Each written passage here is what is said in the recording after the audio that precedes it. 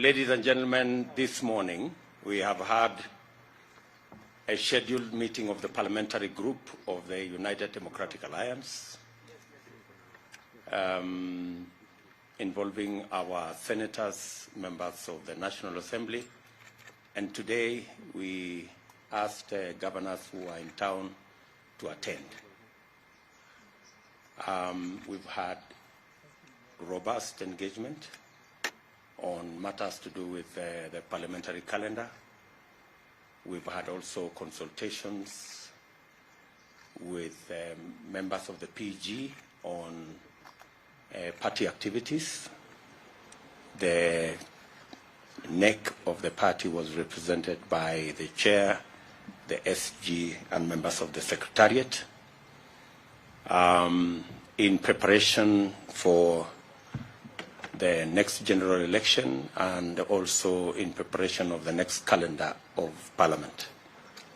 We have engaged on many items on matters to do with the party and organizing the party to be ready for the forthcoming general elections after the announcement and the gazettement of the 9th of August 2022 as the date for the elections.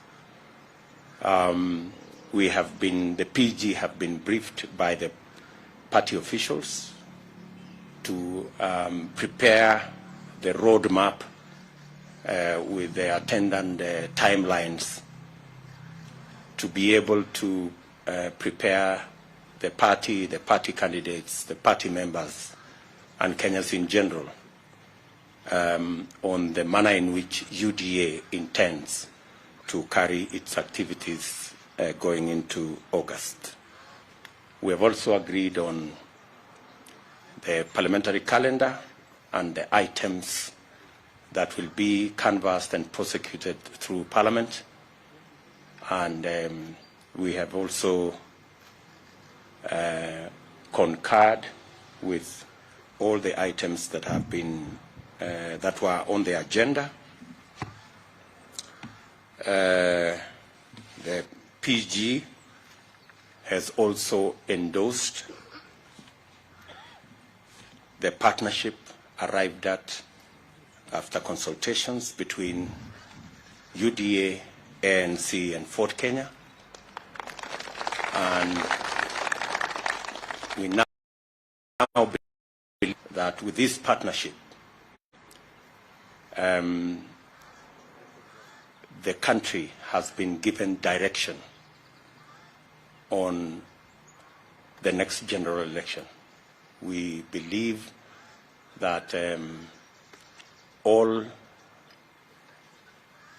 independent arms of government should perform their duties as required of them by the Constitution, and we will support all institutions,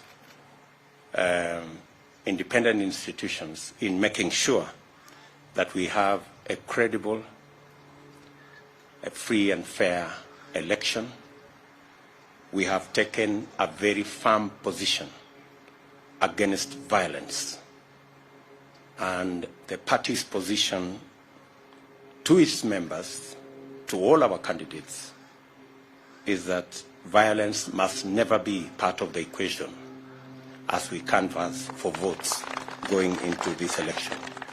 We expect the IG and all the other institutions of government to ensure that notorious participants of elections that have a track record of violence are stopped from continuously injecting violence into our election equation.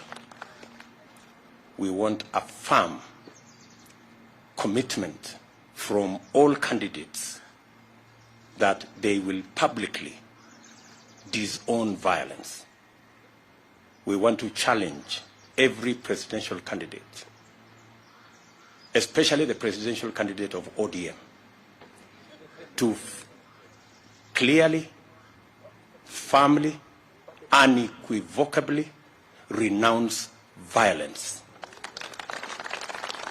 He has had the excuse of trying to explain away instances of violence perpetrated under his watch.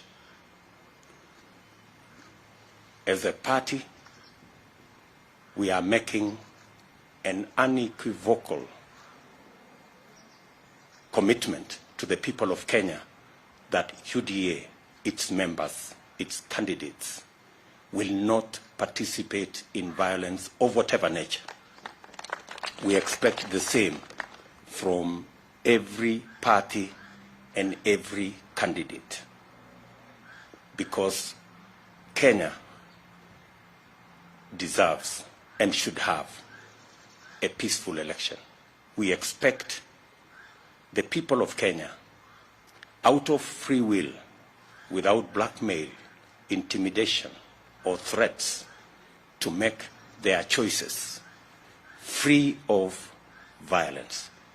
That is our very firm position as a party. I'm going to ask members of the PG to read the statement on behalf of our parliamentary group, starting with Alice Wahome.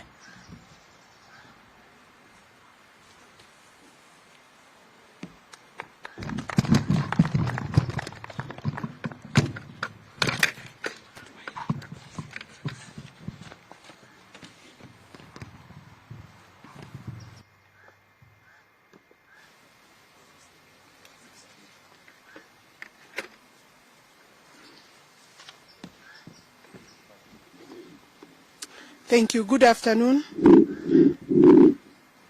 The statement is given today by the PG of the United Democratic Party parliamentary group after its first meeting of 2022. This is our first meeting this year, held here today, the 24th of January, 2022. Today, the United Democratic Alliance Party's parliamentary group held its first meeting for the year 2022. At the meeting, members were appraised of the progress made so far in galvanizing the party's position on the country's political spectrum. Members also had the opportunity to vigorously interrogate and audit the party's platform for socio-economic transformation based on the Hasra Nation's bottom-up economic framework. Pertaining to physical developments, members expressed grave concern over attempts by the government to increase the national debt ceiling in order to extend cover for reckless expenditures and wanton siphoning of public resources that continue to disgust and nauseate Kenyans. This nauseating and unprecedented profligacy has become the intolerable monument of the handshake era. You know, we are in the handshake era since 2018. Accordingly, the PG resolved to resist any further attempts to burden the people of Kenya with the unaccountable debt. Party members have therefore resolved to oppose the proposals in the finance bill to tax people of this country any further. The UDA, as a matter of policy, is categorically opposed to the anti-poor fiscal measures and the sort of predatory taxation or the use of national revenues to sponsor unconscionable wanton waste. We look forward to participating vigorously in parliamentary business that will generate pro-poor measures and policies to address the urgent problems of the majority. As a first step, the UDA parliamentary group, has also resolved to amend the budget policy statement in order to increase the allocation to the counties to near 35%. We see this as a practical measure to increase resources to finance service delivery at the real bottom of our socio-economic pyramid. And I confirm that it is true. We met yesterday and we were guests at the ANC National Delegates Congress, and we did today confirm the movement forward, and we will engage and continue to engage the Ford Kenya and ANC, including their parliamentary groups that will be meeting with them soon. Thank you.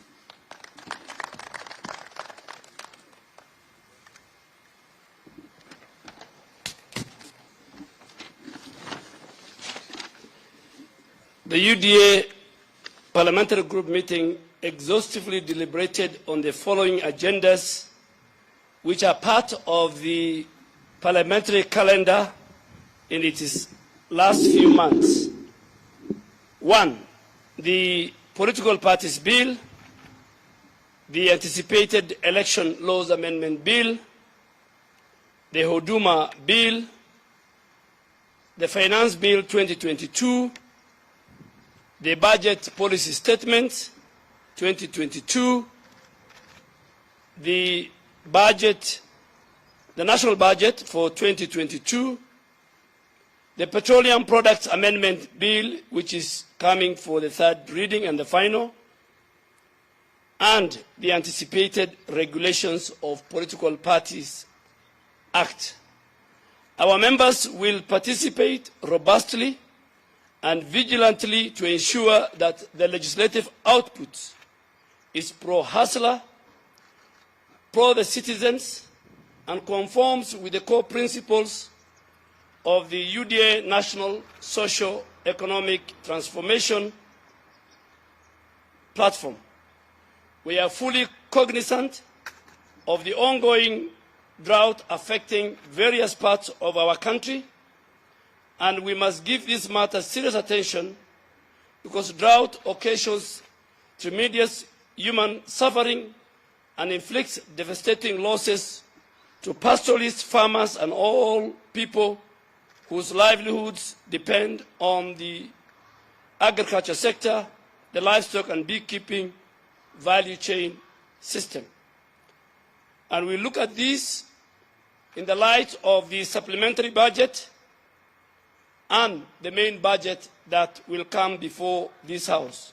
And more specifically, our parliamentary group, in looking at the supplementary and the main budget, will allocate resources to agricultural farmers who are now beginning the planting season in order to cushion them and give them subsidy, and ask government that the resources Parliament will allocate will act as subsidy to our farmers as they begin the planting season, and above all, allocate more resources in the supplementary and the budget for the pastoralists who are affected by the drought.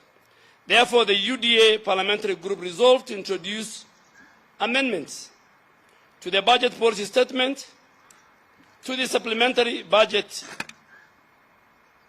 in order to allocate enough and adequate resources to caution Kenyans from the harsh economic conditions, including the impact of drought. As our PG goes forth to engage in Parliament on issues that matter to millions of ordinary Kenyans, the party parliamentary wing will continue to involve Kenyans of all walks of life to participate in defining and redefining our party's agenda. And this involves wananchi from all levels are invited, and from all wards to all our counties, to join us and contribute to consultations that will discuss the economy of our country, how to revamp the economy under our leadership, that will be conducted in all the 47 counties that will be led by our economic team, working with our Secretary General at the party level. And this is what will produce the party's campaign manifesto at all levels, so that each and every Kenyan in every part of our country will have a role to participate in the development of the UDA manifesto. The UDA is committed in conducting its political activity in a peaceful, inclusive, respectful manner that optimizes democratic engagement and produces a cohesive national conversation. We therefore strongly deplore any form of inciting, divisive or discriminative activities during the campaign period or at any other time. Our communication and broadcast media must be tools of national building, not incitement and the propagation of hate within our society.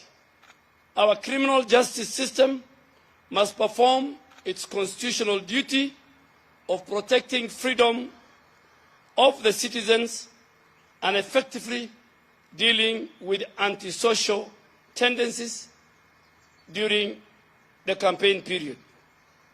As our party leader and the Deputy President of the Republic of Kenya has said it earlier, the parliamentary group has also endorsed our partnership between UDA, ANC, and Ford Kenya, and we have agreed that on all programs, and even in Parliament, on all programs of joint rallies, and that our leadership in the National Assembly and in the Senate will have a further consultation with the leadership of ANC and Ford Kenya, so that at the legislature we form a common ground and a purpose that will benefit the people of Kenya. Thank you very much.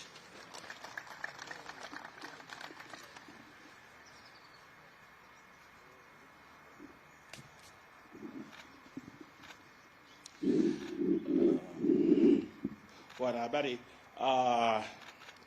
leo tumekuwa na mkutano wa wabunge wa chama cha UDA tukiwa na maseneta na magavana wetu hapa hivi leo, na tumejadili mambo muhimu ya kitaifa, ikiwepo kwamba sisi kama chama cha UDA tumekataa mambo ya uchochezi na mambo ya vurugu na mambo ya kuleta mshike katika taifa hili la Kenya wakati huu wa uongozi na kama wakati wa uchaguzi. Na kama chama tumesema kwamba wale wapinzani wetu ambao wako kule, hao pia watupatie msimamo wetu kuhusu mambo ya uchochezi na mambo ya fujo ambayo sisi tumeyakataa, na hao pia tunawaomba na kuwauliza kwamba watoe taarifa yao kuhusu maneno haya. Pili, kwamba mkutano huu tumekubaliana kuhusu ile miswada na mijadala na sheria ambazo zinakuja katika bunge, kwamba sisi kama UDA tutasimama kidete na watu wetu na wabunge wetu watakuwa bunge kujadili na kuhakikisha kwamba sheria ambazo zinapitishwa, ikiwamo bajeti ambayo inakuja na ile pesa ambayo itafadhili bajeti, kwamba sisi tutasimama kwamba miswada yote ambayo itapitishwa pale isimame na Wakenya wale wa kawaida, kwamba zile pesa ambazo zitatengewa zitengewe watu ambao kwa sasa wanapata shida na uchumi huu wetu, wale wananchi wetu wa kawaida. Na pia tunasema kwamba katika mambo ya agriculture na ile budget statement ambayo itakuja, sisi kama wana UDA tutasimama na wakulima, na tunasema kwamba vile bei ya mbolea imefika takriban shilingi 6,000, sisi kama UDA tutajaribu kusukuma na tutasukuma kwa nguvu tuiteremshe mpaka ifike 2,500, ili wakulima wetu ambao wanategemea, wananchi wetu wanategemea ukulima, na wakati huu wa ukulima, season ya ukulima na mfumo wa ukulima unaanza, ili waweze kupata nafuu na wapate mazao ambayo pia wanaweza kuuza kwa bei nzuri wakiwa katika huko mashinani. Na pia tunataka kusema kwamba, na hii ndio maneno tumesema katika PG, kwamba uchaguzi unaokuja tunauliza Wakenya wawe na amani, wawe na uwiano, lakini wachague viongozi ambao watapeleka gurudumu la taifa la Kenya mbele, na kuangalia kwamba wetu, kusisitiza kwamba uchumi wetu ndio kipaumbele wa timu yetu hii ya UDA, kwamba tutaangalia kila njia ili kila Mkenya aweze kufaidika katika serikali ambayo inakuja. Baadhi ya sheria ambazo zitakuja ni ile Political Parties Bill. Kuna sheria za uchaguzi ambazo zinakuja, ambazo tunajua sheria hizi zinajaribu kuhujumu uchaguzi unaokuja hapo mbeleni, kwamba zile marekebisho ya sheria ambayo yanakuja yatakuwa katika bunge sio kujaribu kusaidia uchaguzi, lakini kuhujumu uchaguzi. Na sisi kama chama cha UDA tumesema tutasimama kidete na Wakenya kuhakikisha kwamba tutakuwa na uchaguzi ulio wa huru na wa haki na ambao utakubalika na kila mtu. Kuna sheria zile inaitwa Huduma Bill, na sisi tumeona katika hii sheria inayokuja ya Huduma Bill iko na vipengele ambavyo havisaidii Wakenya, lakini vinasaidia wale Wakenya kidogo ambao wanatafuta mamlaka kwa njia ya utapeli hapa Kenya. Na kusema kwamba the Petroleum Products Bill ambayo itakuja katika bunge, sisi tunasema kwamba uchumi wa Kenya unazidi kuzodorota kwa sababu ya haya maneno ya mambo ya petroleum, mambo ya petroli. Na tunasema kwamba tukipunguza bei ya petroli, uchumi wa Kenya pia utapanda. Na sisi kama wana UDA ambao tunaamini kwamba sisi tunasimamia wale wananchi wa pale chini, wananchi wadogo, tutahakikisha kwamba wananchi wanapata haki katika hii sheria ambayo inakuja. Na pia kusema kwamba sisi tutakuwa ngangari sana huko Senate kuhusu hii maneno ya Regulations of Political Parties Act. Kama vile mlituona pale National Assembly, pale bunge la kitaifa, pia pale Senate tumejipanga kupambana kuhakikisha kwamba sheria ambazo zinapitishwa ni sheria ambazo zitasaidia Wakenya, sio kusaidia Wakenya wachache ambao wanataka mamlaka kwa mlango wa nyuma. Asanteni sana, Mungu atubariki.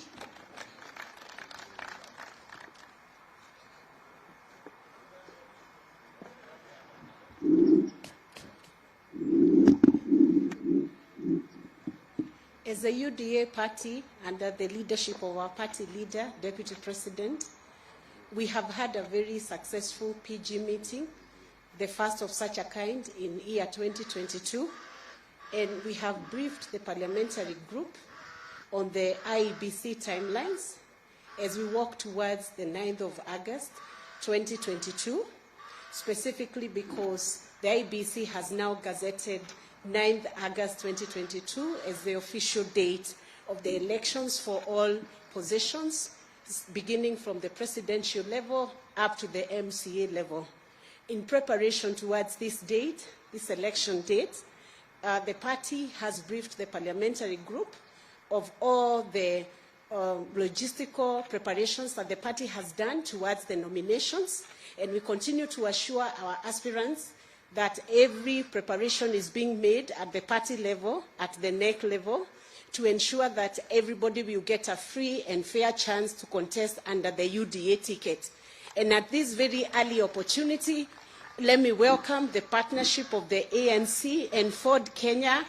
UDA is a big party, the doors are open, and we welcome many more such partners who would wish to partner, those who find consensus and mutual agreement with the bottom-up economic policy that is going to improve the livelihoods of Kenyans at large.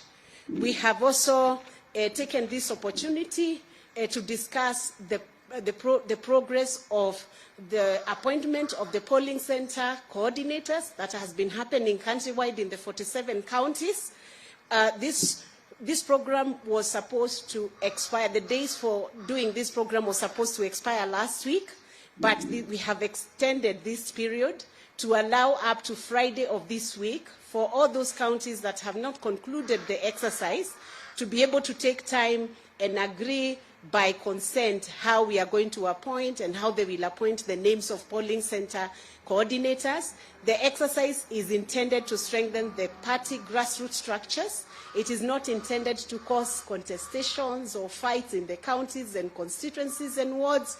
So we encourage all our aspirants to work together and agree on that list of names, and these coordinators will be very effective in managing the affairs and the activities of the party at grassroots level.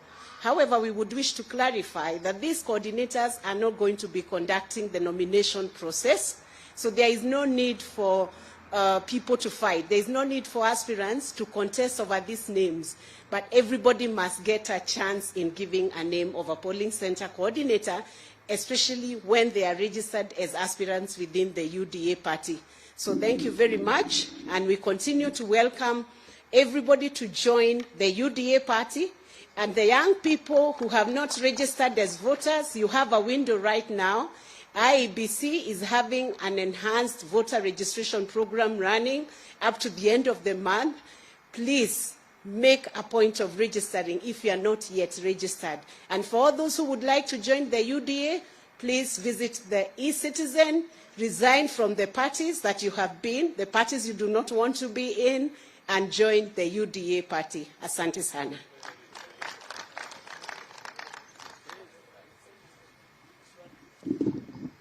Let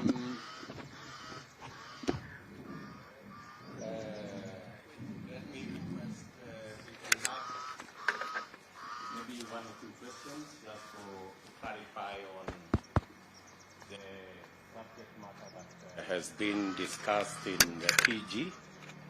So, yes, Mr. Mudavadi or Manetonani Winjama.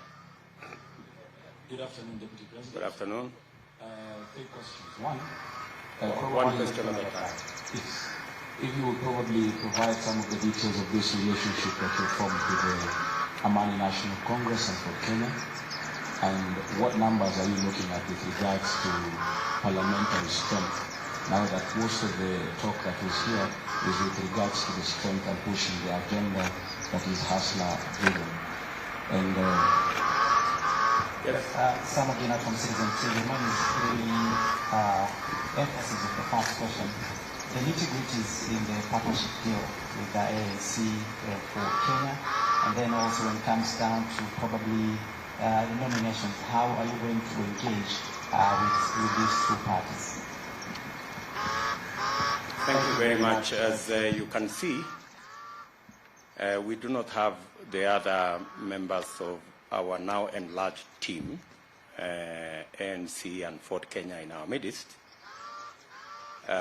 So we will not be in a position to discuss details. We, however, want to tell you and tell the country that if you followed the statement of our friend Musalia Mudavadi, it was about the country, the status of the country, the status of the economy, matters impunity, matters that touch on democracy, matters to do with debt. Those are the issues at the heart of our conversation with our partners in ANC and Fort Kenya. They are the priority discussions that we are having on how do we get this country from where it is, because something urgent, something major has to be done, and that is the discussion we are having. The rest of the details of our relationship will be in subsequent documents. Any relationship between parties will be filed with the registrar of political parties at an appropriate moment. So you might have just to wait a bit for you to get those details, and they will be public. They will not be. They will be very public documents. So you don't have to worry and try and fish around for those details. On the other matter that, on matters to do with Parliament, we are having our parliamentary group meeting today. Our friends will be having, I think, theirs tomorrow or the day after. And we will then subsequently agree on how we are going to conduct parliamentary business and what kind of format we are going to adopt in making sure that we prosecute that parliamentary business jointly and in a coordinated manner. As you heard us announce yesterday, we have already agreed on a series of rallies Wednesday through Saturday, and you will of us in the coming days. So relax. Any other questions? Yes, my good friend. That should be the last one. James Mbaka from this town. About two questions. One, you've taken a previous political forming a coalition. What makes ANC or for the Kenya rather getting a preferential treatment in the arrangement and the invitation towards the general election? Is about the political parties amendment bill that is in Parliament. Your new partners have had different to have coalition political parties to approach elections. Now with the coming in on board for the see, are you going to see it as a really rather thank you so much. UDA continues to believe that the way to eliminate ethnicity from our politics is to work on a national political party. That's a very firm position. We have, however, worked with other political parties for purposes of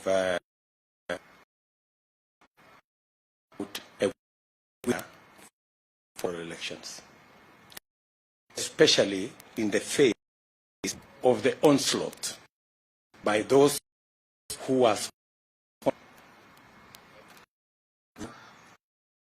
ethnic parties. We've seen a proliferation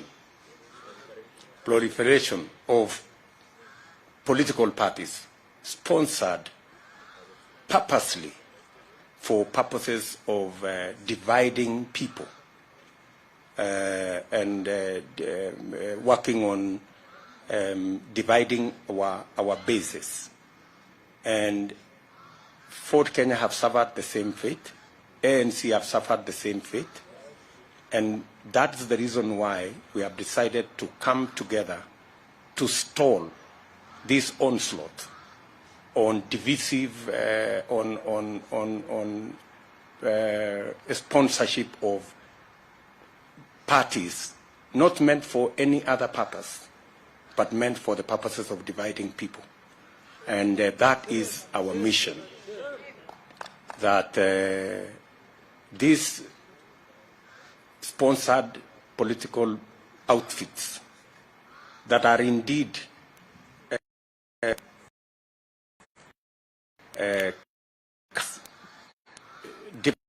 parties, but they are actually ODM outfits, because our competitors cannot face the electorate because of their bad history. So in certain areas, they camouflage themselves as for that party or something called Kuzimia, you know? I mean, who doesn't know that this whole charade around Kuzimia is just ODM trying to reincarnate itself and to pose as something different from what the people of Kenya know them to be. And that is our very firm position. And we have agreed with our partners ANC and Ford Kenya, that our mission is, as opposed to what our competitors are doing to create divisions, our mission is to unite the country. And so we are pursuing that mission. I thought we have closed that chapter. Thank you very much, good people. There is always another time.